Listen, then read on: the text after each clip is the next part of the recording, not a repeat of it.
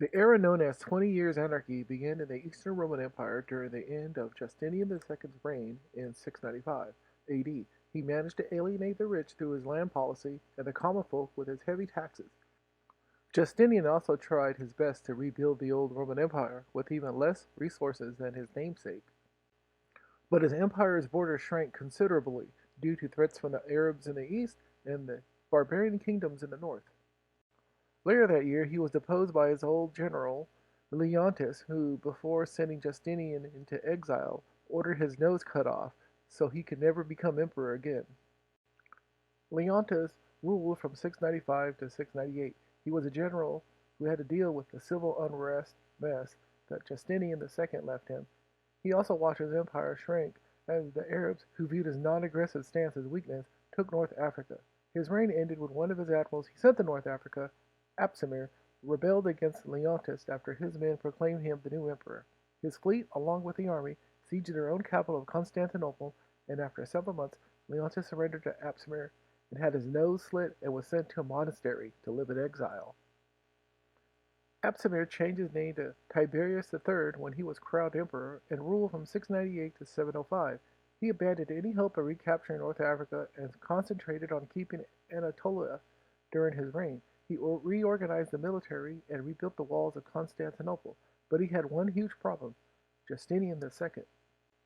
He escaped exile from Crimea and spent the next few years on the run trying to build support for a return to Constantinople. Help came from the Khazars. Justinian married Theodora, the sister of Busier, the Khangan of the Khazars. Justinian also made a financial deal with Tervel, leader of the Bulgarians, for military support in his quest to become emperor once again of the Eastern Roman Empire. Tiberius's reign ended when a large army of Slavs and Bulgars, led by Justinian II, marched on to Constantinople and laid siege to the city in 705. After 3 days, they took the city, and Justinian was proclaimed the new emperor, and Tiberius ran away and hid for several months before he was captured. After Tiberius was arrested, he was dragged to the hippodrome along with Leontis, and they were both beheaded after being publicly humiliated.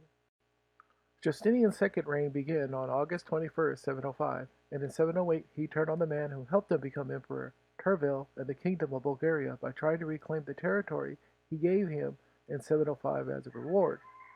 The war ended in failure, and along with the Arabs invading Anatolia, things weren't looking good for the Eastern Roman Empire. His reign ended in 711 when another civil uprising occurred when his general, Bardanes, in the city of Cherson in Crimea, he gathered an army and marched on to Constantinople.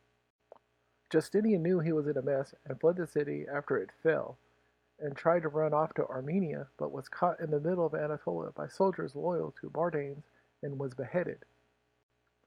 Bardanes, after the death of Justinian II, kept his head as a trophy and executed his 6-year-old son Tiberius, whose mother Theodora tried to hide him from the soldiers inside St. Mary's Church. He was dragged from the altar and murdered right in front of the church. Bardanes, after being crowned emperor, took the name Philippicus and ruled the Eastern Roman Empire from November 4th, 711 to June 3rd, 713. During his short reign, the Bulgarians invaded the Eastern Roman Empire and the Arabs occupied Anatolia. In May of 713, another civil unrest within the empire occurred, this time led by his secretary, Artemis. Philippicus was blinded by rebelling soldiers while attending an event at the Hippodrome and was sent into exile, dying a few months later. The secretary changed his name to Anastasios II when he was crowned emperor on June 4th, 713, and reigned until September 715. He tried to stabilize the empire and reorganize the military to prepare it for further invasions, but his rule ended after 15 months when he was deposed by his own soldiers. They chose a random name to succeed him, and it was a tax collector named Theodosius. Theodosius III was proclaimed emperor by the army in May 715. He was no more than a puppet ruler who was controlled by the Austrian theme, who had a hand in helping the last two emperors in power. He had Anastasios exiled to a monastery and paid off the Bulgarians to secure the northern border while he dealt with the Arabs in Anatolia, but unfortunately he had another man come into the picture to claim the title emperor for himself in 716. Conon, a general who started a rebellion of his own after proclaiming himself emperor in the summer of 716, had slowly built support to his claim by having the church and senate back him up. Eventually, the aristocratic elite and the court officials joined his side, and he seized power the following year on March 25th, 717. Conon was crowned Leo III, and his reign ended the 20 Years Anarchy. He had Theodosius III exiled to a monastery along with his son. Leo III was able to finally bring stability to the empire, but at a cost. The borders shrank considerably, and they were constantly under threat from the Arabs and the Bulgarians, who pretty much owned the Balkan region. A few months later, an Arab force of over 150,000 soldiers besieged the city of Constantinople, but the defenders had a secret weapon they weren't prepared for, a high-octane chemical weapon known as the Greek fire.